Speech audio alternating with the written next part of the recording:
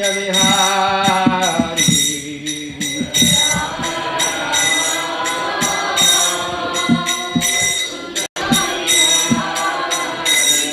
Jaya Radha Madhava Kunja Vihari.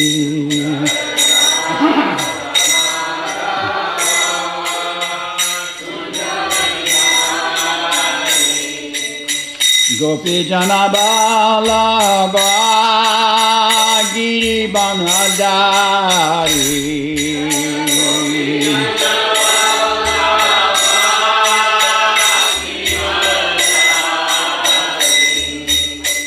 Gopi Jana Balaba Giri Banadari.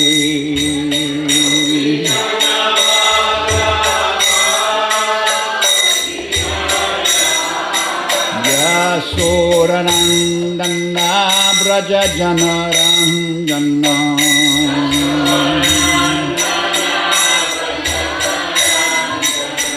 Yasodanandana Braja Janaranjana.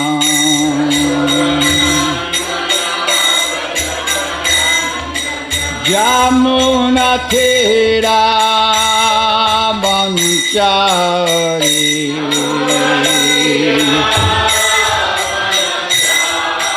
Jamuna Thera Banchari.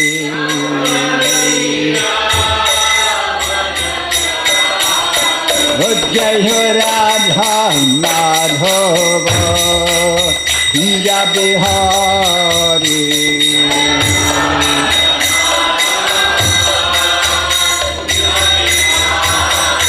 Jaya Radha Madhava Kunja Vihari.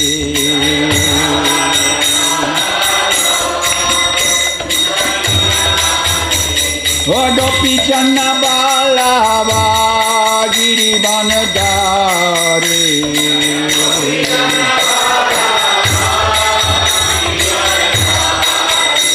Gopi Jana Balaba Giri Banadari.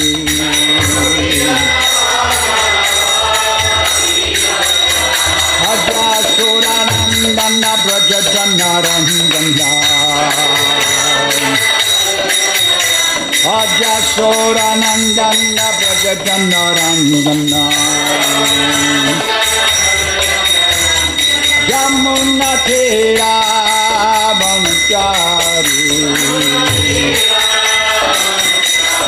Jamuna Thera Banchari. Jaya Radhe Shyam Radhe Shyam Radhe Shyam Jaya Radhe Shyam.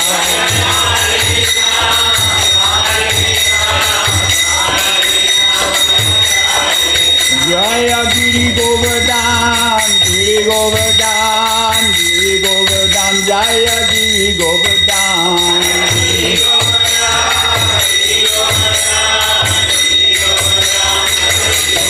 Jaya Prabhupada Prabhupada Prabhupada Jaya Prabhupada.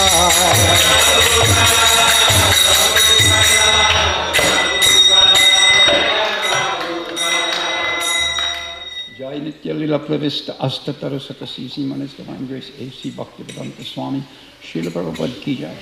Praise the Lord Sri Krishna Chaitanya Prabhu Nityananda Shri Advaita Shri Gadadhar Shivasidi Gaura Bhaktivinoda Ki Jai. Shri Shri Radha Shyama Sundar Gopa Govina Shyam Kunda Radha Kundi Giri Govardhan Ki Jai. Grantaraj Srimad Bhagavatam Ki Jai. Gaura Vimanandi. All glories to the assembled devotees. All glories to the assembled devotees. All glories to the assembled devotees. All glories to the Lord Sri Sri Guru and Gauranga.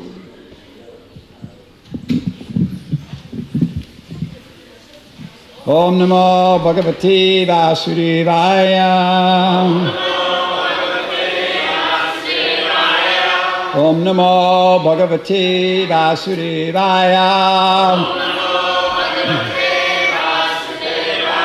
Om Namo Bhagavate Vasudevaya. So today we're reading from Srimad Bhagavatam, 2nd canto, 9th chapter, text number 14. I want to offer my gratitude to Pushkar and Nagaraj for keeping me on the mark with the meter for this. Shriyatrupin Urugaya Padayo Karoti Manam Badu Havibutibe.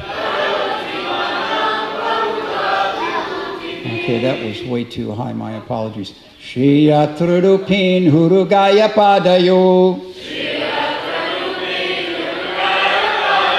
Karoti Manam Bahuda Vibhutibi. Ekam Shitaya Kushumar Kamanugayar Vigiyamana Priya Karma Gayati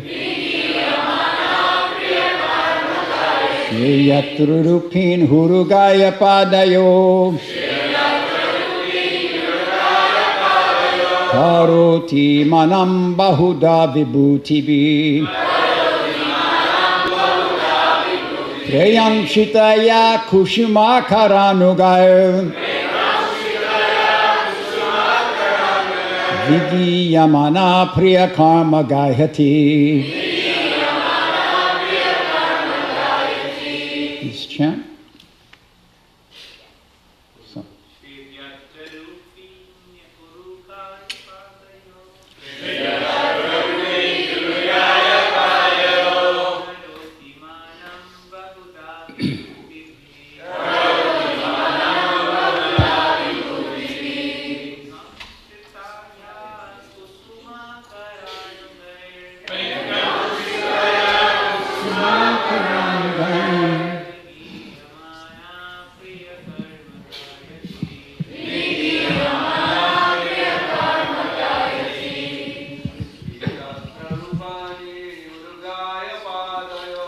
Shriyatrupin Urugaya Padayo Karoti Manam Bahuda Vibhutibi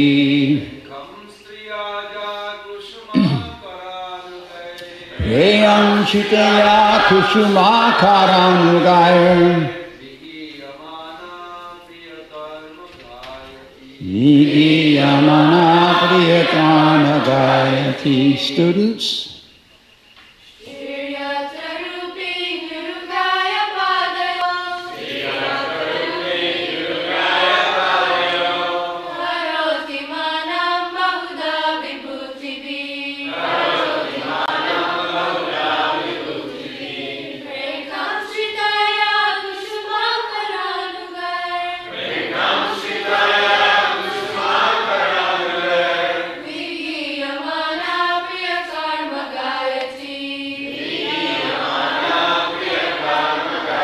Sounds like a chorus of Gandharvas. Next.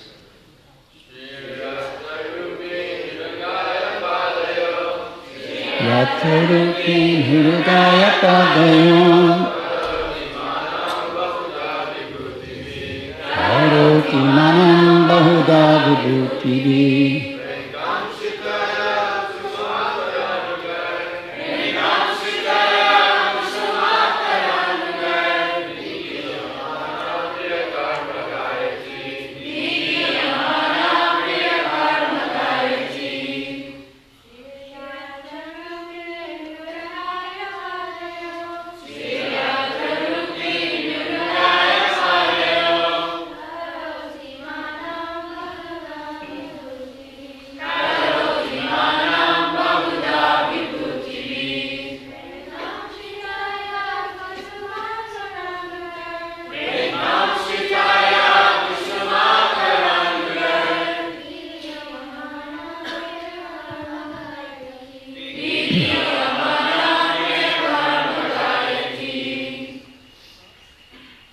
Come on.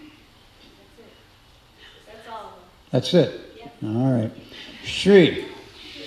the goddess of fortune, Yatra, in the Vaikuntha planets, Ripini, in her transcendental form, Urugaya, the Lord who was sung of by the great devotees, Padayo, under the lotus feet of the Lord, Koroti, does, Manam, respectful services, Bahuda, in diverse paraphernalia, Vibhuti B, accompanied by her personal associates, Prinkam, movement of enjoyment,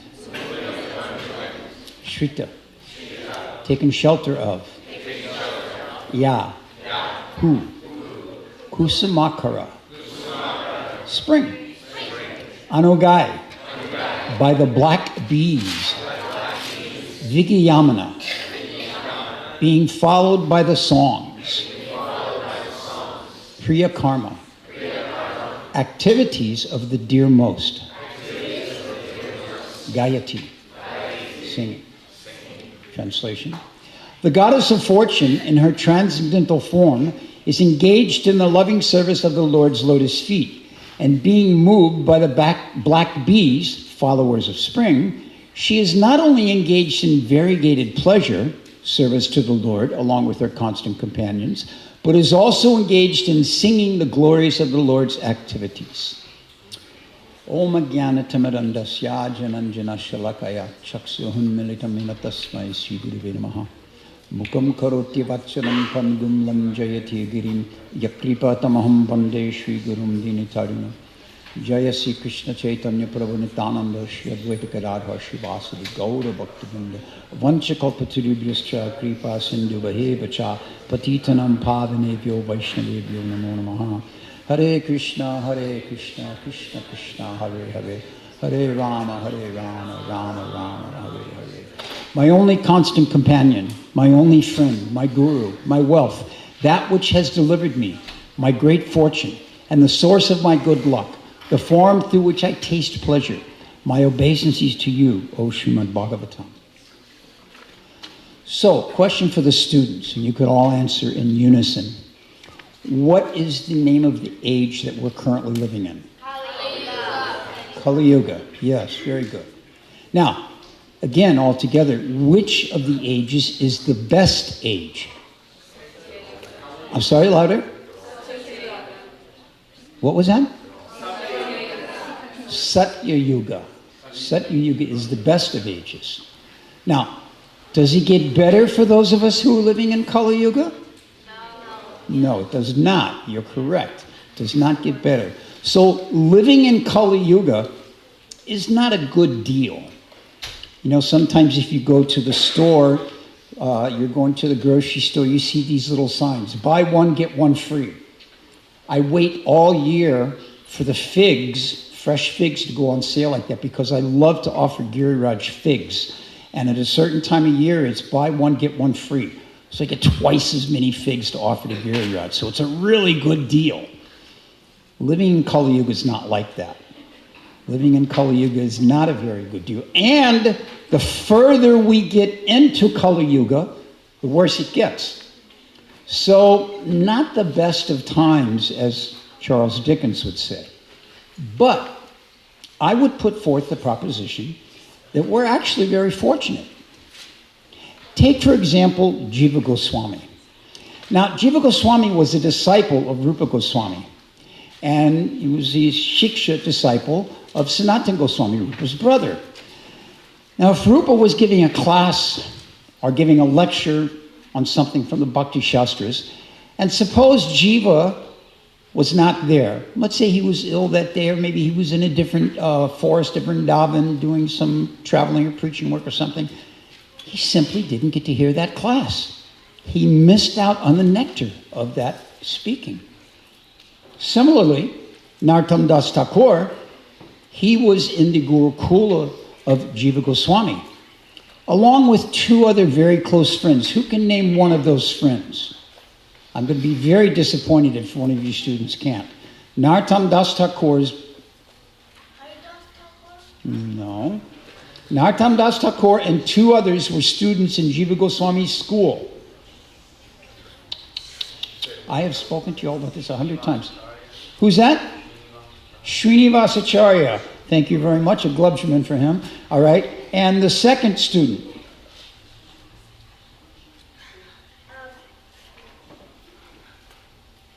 I'll help you. Part of his name is standing right there on the altar. Shamananda Pandit. Shamananda, Srinivas, and Narottam. So let's suppose Narottam similarly does not make it for a class Jiva is giving that morning. He's not feeling well also, or maybe he's in another village preaching or something like that. So that simply means that he misses out on that class. Now, Shamananda or Srinivas can share it with him. Oh, Prabhu, this morning Jiva said the most amazing thing. He was reading from his new Bhakti Samhita, like that. But he misses it. Now, let's fast forward 500 years to our current ISKCON society. Srila Prabhupada comes to the West, and he comes to spread the message of Sri Chaitanya Mahaprabhu. And traveling with him are his disciples, and they bring a tape recorder and they record almost every single lecture, every room conversation, every darshan, and every morning walk Prabhupada does for 13 years. So that means it's all available to us. So in that sense, we're more fortunate than Jiva Goswami or Narottam Das Thakur, because we can hear all of these lectures that Srila Prabhupada gave, even if we weren't there. I listen to Prabhupada lectures in the morning, and right now I'm listening to a series of lectures from when I was actually in those classes as a young brahmachari.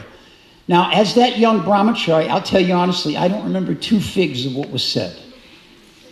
But listening to those classes now, I can absorb them. I'm a little older, a little more mature. I can absorb them. I can remember where I was sitting and what the surroundings were and what Prabhupada's Vyasa-san looked like, and they have a great connection. So today's verse, 2nd canto, 9th chapter, text number 14, Srila Prabhupada spoke on. In 1972, Srila Prabhupada was on one of his 12 world tours, and he was in Japan. And it was right at the end of the famous cherry blossom season.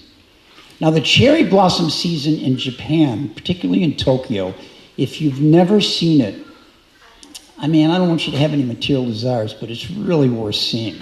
I was fortunate to be there with Bhattahari and Indadumna Swami when we were traveling throughout Australia and Japan and Russia. And the cherry blossom season is incredibly beautiful and amazingly fragrant.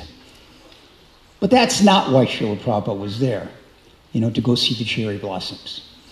He was there traveling the globe. He was opening centers, training devotees, and speaking on Srimad Bhagavatam. Now, Srila Prabhupada's classes, when he traveled, often reflected the canto that he was translating or the canto that he was reading. So on this May, in 1972, Prabhupada spoke from this collection of verses of this 9th chapter, verses 6 through 14 of this canto of the Srimad Bhagavatam. And therefore, we're blessed to actually be able to hear what it is that Srila Prabhupada said on these verses. It's a good way, if you get to the point of giving classes, to formulate what you're going to speak in a class, to hear what our founder Acharya said about that class, about that verse. So, excuse me, this is a impetus to be able to understand his mood. Now, before I go into the points that Prabhupada made, I'd like to share an observation that I gained from this verse, and it has to do with the Sanskrit. This particular verse, if you analyze the Sanskrit words, there are just absolutely so many incredibly descriptive and potent Sanskrit words in this verse. But there's 2 that I would like to pay attention to.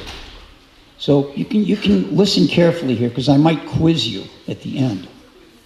Maybe not, but I might. So those 2 words are urgaya and padayo. Now the first word, Urugaya. This means the Lord who is sung of or glorified by the great devotees. This is a name for Krishna, Urugaya, one whose glories are sung by his devotees, great devotees. Now this indicates that a person who glorifies the Lord, a person who sings the praises of the Lord, that person who speaks about the pastimes of the Lord with affection is considered a great devotee. That could be any of us. That could be any of you. As long as you have some affection and some appreciation to speak about the glories of the Lord. Now this brings us to the second word, parayo. Now, this second word translates as one who is under the lotus feet of the Lord. Or we could kind of paraphrase it, one who's under the shelter of the lotus feet of the Lord. So if we put these two words together, then we see that the phrase can be understood to indicate that the Lord who is praised by the devotees who are under the shelter of his lotus feet. Now this is the position we all should aspire for. A, to be singing the glories of the Lord, and B, to have... I'd like to take a look at that phrase and turn it backwards. And if we turn it backwards, it becomes that we find a devotee is under the shelter of the lotus, the devotee who is under the shelter of the lotus feet of the Lord is able to glorify the Lord. Because we have to have a qualification, right? We have to have a qualification for what we're doing. You have to have a qualification to move from this class to that class. You have to have a qualification to be able to, for some of you, look at getting your driver's license. They don't just say, all right, oh, you're 16 here, here's a piece of paper, go out and do it. No, you have to qualify yourself. So in the same way, to glorify the Lord, we have to be qualified. And what is that qualification according to these two words? To be under the shelter of the lotus feet of the Lord. Under the shelter of the lotus feet of the Lord means to be under the shelter of the protection of the Lord. So this indicates that by taking that shelter is what qualifies us to be able to speak about the Lord, regardless of what type of devotee we are. Very advanced, not so advanced, yawning during class, whatever our particular qualification is. So, now, there are some other words that particularly are of interest here because they relate to what we're going to bring out in Prabhupada's analysis of this verse. And those are three words, Shri, Rupini, and Vibhuti B. Shri, Rupini, and Vibhuti B. Now these are separated in the Sanskrit in the verse, but if we bring them together, we find there's something very important there. The Rupini are the transcendental form of Shri, the goddess of fortune, is always with Vibhuti B. So the goddess of fortune in her transcendental form is always surrounded by her personal associates. We don't do anything by ourselves. I mean, sometimes we're in a solitary mood, but generally speaking, the human being is a social mixing entity. We like to be in groups. We like to be around people. We like to have others with us. And this is how the goddess of fortune serves the Lord in the company of her associates. Now, this is good for us to know as aspiring devotees. We're all aspiring devotees here, whether we were born into the movement, whether we just walked in the door, whether we've been here for 50 years. We're all aspiring devotees. And we can look forward to, we can be anxious for, and we should actually be desirous of serving the Lord with our friends. This is what we do as friends. Now, we see this very commonly within our own community here. The transformation of Krishna Sharanam's classroom every Gaur Purnima is the efforts of all these friends working together. It's an amazing result. Or the collective of the different pujaris who work together for a specific theme on the festival day. This is what we all look for. Every festival day, we know when that curtain opens for the darshan in the morning, there's going to be a theme. It's going to be reflected in the outfit, in the color of the cloth, in the decorations, in all the paraphernalia there. And every time it just gets better and better. And this is due to the collective service of multiple pujaris together. In the morning of festival days, the Abhishek pujaris, they work together as a team behind the scenes for 2 to 3 hours before the Abhishek takes place, gathering all the paraphernalia, bringing it all together, making it all just right. So this is collective service. Hunan Prabhu and his Prasadam servers, a large number of devotees working together to see that the general group of devotees experience a pleasing feast experience. So these are some of the examples. There are many, many more examples. Just like right now, we have friends together all folding these cloths. They've all sat on these mats and now they're all folding together. So this is devotional service.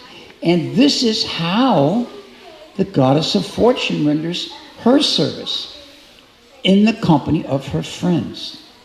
And this is where Srila Prabhupada starts his point of conversation on this verse.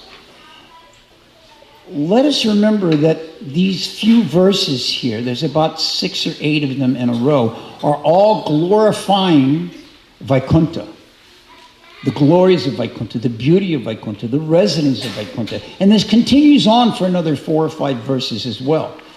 And these descriptions, they indicate a person or persons who live in Vaikuntha and what those persons are doing. And right at this conversation, Prabhupada jumps in and decries the idea of God being impersonal. Here's what Prabhupada said. So this is not impersonal. The actual description of the spiritual world, all personal varieties. There are the bees, mentioned in this verse. There are the goddesses of fortune, and they are followed by their associates.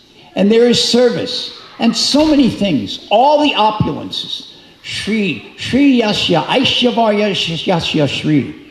The definition of the Lord is given that he is full of beauty. In the Brahma Samhita also, we find Lakshmi. Not only one, all of them are Lakshmis. The associates of Lakshmi, the maidservants of Lakshmi, they are also Lakshmis. They are not ordinary women. Just like Radharani is the chief gopi, and all of her young girlfriends, they are also gopis. They're all in the same category, Ananda Chandamaya Rasa. They are all expansions of Krishna's pleasure potency. So right off the bat, Prabhupada jumps in and establishes this proves that God is personal. Now you don't have so much experience as young devotees encountering this kind of opposition to the personal form of God, going out and preaching in the public. Those of us that have had the experience over the years to manage book tables in New York or be in parking lots in Dallas or, street fairs in Tampa, all of these opportunities put us in confrontation with those that are opposed to the personal form of God. So Prabhupada uses this description in this verse to establish that the spiritual energy of the Lord is not vague. It is not impersonal, but that it's vibrant, it's energetic, and it's filled with a variety of different personalities doing different things. Not all the same thing. Everyone line up and do the exact same thing. How boring would that be? Each of you here has a different expertise, a different preferred service. Somebody likes to cook, somebody likes to sew, somebody likes to do deity worship, somebody likes to do kirtan, somebody likes to read, all these different things. Somebody likes to clean. I remember when I was a young brahmachari, I had read the Chaitanya Charitamrita. And in the Chaitanya Charitamrita is the pastime of Gundisha Marjana. And the devotees are bringing buckets of water and throwing them in the temple room to clean everything. Of course, these were all stone temples. And I got very enthusiastic about this and gathered buckets of water and started throwing it around the temple room of the St. Louis, cleaning the walls and cleaning the windows. Unfortunately, this is a wood building. And the windows were wood windows. And I created a little bit of havoc and had to be curtailed and explained the difference between the time of Chaitanya Mahaprabhu and the time of Chaturatma Prabhu. So the condition margin had to be slightly adjusted. But in this way, everybody has different services that they like to do. So variety is there. And then, after establishing this point of the personal form of the Lord and the varieties of the different personalities, Prabhupada takes a poke at those foolish persons that don't embrace the devotional path. Sometimes amongst friends we do like that, you know. Oh, you really blew that, didn't you? You know, we have a little, you know, poke we give to another friend, or, you know, something we say to kind of deride them in a very friendly way, you know. Prabhupada does this a little bit more pointed here. Here's what he says. So one should take advantage of this human life. What are we gaining by being attached to this place? What shall we get from this place? This is all rascaldom. There's nothing substantial here. Therefore, one should take a little risk. That risk, if there is some chance of entering such an immortal, eternal kingdom of God, then why should I not take that opportunity? You should take that chance to risk all in this life to enter into the Nitya Leela, eternal pastimes of the Lord. This material world, it is a nightmare. That's all. It's simply a hallucination. Atmamayam. This is nothing but a hallucination. But we become such fools, we want to stick to it. We want to stick to it very firmly. In spite of so many instructions, in spite of so many literatures, still we want to stay here. This is how strong Maya is. So, a couple of things from these statements Prabhupada says. There's nothing we're going to get here, but we're very attached to staying here. And Prabhupada says, so let's just propose something. Let's say that we don't know if there is a spiritual world, but there's a chance there is. Okay? This is the whole concept, not that we take part in this, but this is the whole concept of the lottery. You know, you have all these millions of dollars in the lottery, and everybody buys a ticket. They all buy the ticket with one. You know, I know I'm not going to win, but there's a chance. There's a possibility I might. I'm not going to win, but there's a possibility, so let me do it. This is their justification. So Prabhupada's using that same type of justification. Okay, let's say there is no spiritual world. But if there happens to be, isn't it worth taking the chance and giving up our attachment to this material world? So this is the point that he makes. Nobody really thinks when they buy that $1 or $5 lottery ticket, total waste of money, when they buy that $1 or $5 lottery ticket, they're going to win that $74 billion prize. But there's a chance. So that hope against hope, this is what we have to have in the process of devotional service. So then Prabhupada says something else. He says this material world is just a nightmare. Now, how many of you have ever had a nightmare at night when you're sleeping? Yeah. So when you wake up from that nightmare, do you think, oh boy, let me go back there. Let me do that again. No, because it's really scary. Prabhupada gives the classic example: in your dream you're being attacked by a tiger, and the tiger is eating you. And when you wake up from that, you go, oh, let me go back and get eaten again by the tiger. No, you're done with that. So Prabhupada says that's what this world is like. It's like that nightmare. We don't want to do it. It's simply a hallucination. Now, very fortunately, some of you have not, and we pray will never experience what a hallucination is, but some of us have. And it's not a very enjoyable thing. It's a complete illusion. This was, Houdini was famous for this. Not hallucinations, but illusion. Same thing. Creating one thing and making you think, and all the time over here something else is going on. So the material world's creating this idea that, oh, I can enjoy, I can be happy, and all the time over here, all this horrible karma is just waiting. So Prabhupada points this out. If we stay attached in spite of that, he uses the word, we're foolish.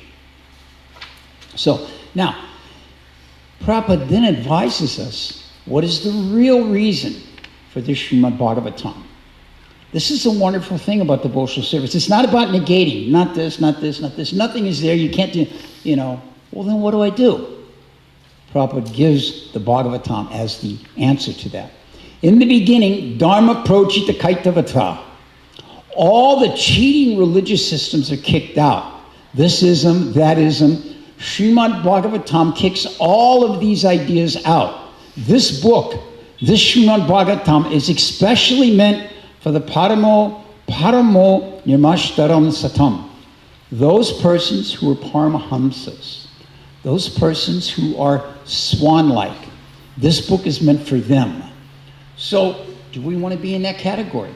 Prabhupada gives the classic example, which we've all heard, that there's the swans and the crows. Now the swans, we see that they glide very beautifully around the lake or the pond, and they collect with other swans, and they're white swans, golden swans, very, very beautiful. And they have this ability to extract the nectar from water lilies without taking any of the water itself. And then we have the crows. Now we have this experience here in North Central Florida, these big, black, loud, ugly crows. When they start to fly, their wingspan's huge. And they make this horrible, it's not a very pleasant sound. And where do we find them mostly? In a lot of unclean places. If you go to the garbage dump, you'll find so many of them. So this is the difference. And Prabhupada says that those who take shelter of the Bhagavatam, those who appreciate reading the Bhagavatam, those who embrace the Bhagavatam, they're like the swans, the Paramahamsas. So here we are. We're sitting here daily, or weekly, whatever the case may be, and we're hearing Srimad Bhagavatam.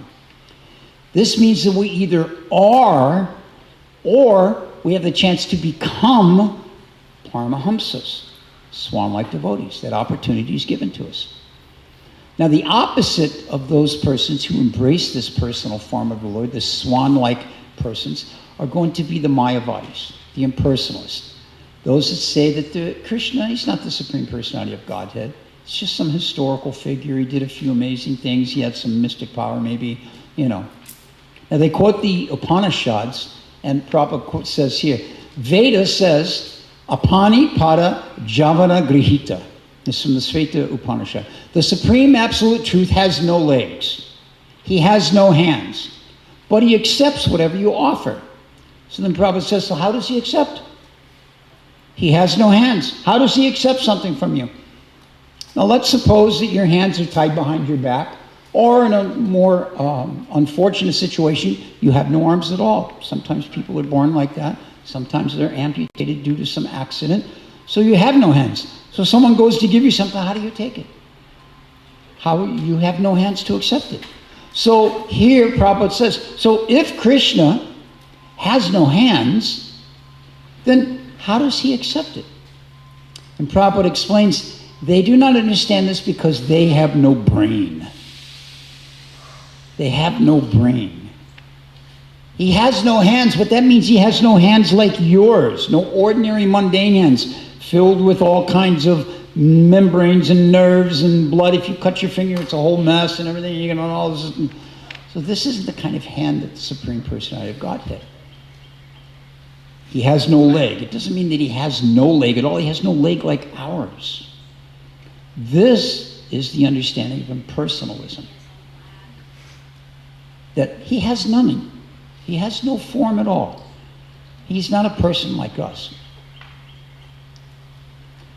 Krishna even says in the Bhagavad Gita in the 9th chapter, he said, because I came here to be visible to these rascals, right? Krishna says, millennium after millennium, I manifest in this world. Yada yada hi dharmasa glanar bhavati bhardata. I come, and I come to be visible, but instead of taking advantage of my visibility and understanding me and serving me, they're all described as mudhas because they reject my form. They reject my presence. And this Prabhupada said makes them mudhas, rascals, fools, and then he uses a word that he uses a lot in his speaking, asses. These are strong words. Generally, you meet someone, you don't call them a fool, a rascal, an ass. This is not considered very appropriate. Prabhupada actually said, I can do like this because I'm an old man. You cannot do. Sometimes the younger disciples, when they would preach publicly, they would use these kind of words. It would cause quite a stir. You get invited to an assembly of gentlemen. You say, you're all fools and asses. It doesn't go over too well,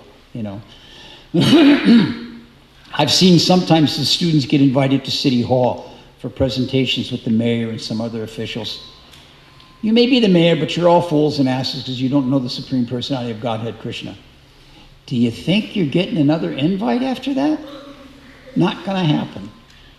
So Prabhupada said, I can speak like this because I'm an old man. They will take it from me. This is one of the advantages of being an old person. You can do anything. This is what my grandfather used to tell me at any rate. My father too. When you get old, you can do anything. Nobody pays attention to you. So anyway, in this way, he would use these words. Now, Prabhupada brings up a point. How personal is God? He poses this question. He says, God has a hobby. A hobby? Well, everybody's got hobbies, right? Some people like gardening. Some people like collecting bonsai trees. I have bonsai tree collection. I've got bonsai trees that are over 30 years old. You know, collecting and taking care of them like that. Some people like cooking. Some people like collecting model cars or different stuffed animals. Everybody's got a hobby. So Prabhupada said, what is Krishna's hobby? He keeps cows. This is his hobby, to take care of the cows, to keep the cows. Now the materialists, they keep dogs and cats. And the dogs particularly, they're very fond of barking endlessly for no reason. My next door neighbor has a dog in the backyard. And all I have to do is open the door to the back of my house and step into the yard, and the dog immediately starts barking. Okay, look, you're on the other side of the fence, and it's a wood fence. You can't even see me. All I'm doing is stepping into my own backyard, and you're barking, barking, barking. Prabhupada's on this lecture, goes, ah, ah, ah. He pretends to bark like a dog. And so this is the nature of the dog. But Krishna, he keeps cows. Surabi api palayantam. But what do the materialists do with these dogs? They actually worship them. They worship the dogs and they slaughter the cows. Don't be cruel to the dog, right? They have arrangements to, you find a dog homeless on the street to stop and pick it up and take care of it, or, they're very attentive to the medical needs of their dogs, but they slaughter the cow because after all, the cow has no soul. Prabhupada said, this means they are dogs, dog civilization. So this is material consciousness. This is what we strive to differ ourselves from. Now, finally here, we have a reference in this same verse to the black bees. This means bumblebees, for those of us that I did a little research there. And bumblebees, of course, they're very much appreciated in the spiritual sense. Whenever Krishna has an amazingly fragrant garland, there'll be bumblebees around it. Sometimes even bumblebees at Krishna's lotus feet because they're so filled with nectar. Now, interestingly, one of the qualities of a bumblebee, there are 9 major qualities attributed to bumblebees. One of those qualities is that a bumblebee has the ability to detect the nutritional quality of different types of pollen.